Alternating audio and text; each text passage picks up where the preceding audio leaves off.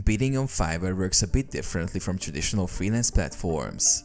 Fiverr is more focused on gigs, where sellers post services and buyers purchase those gigs.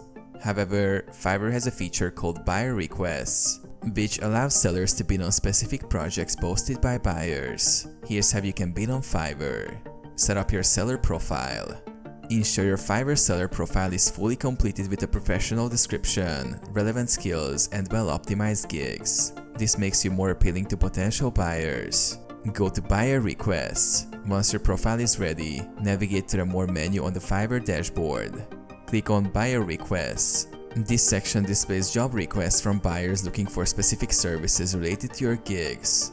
Find relevant buyer requests. Scroll through the list of buyer requests to find one that matches your expertise and skills. You can filter by category to find requests that fit your niche. Submit an offer. Click on a buyer request that suits your skills. Write a brief but compelling offer explaining why you're the best fit for the job.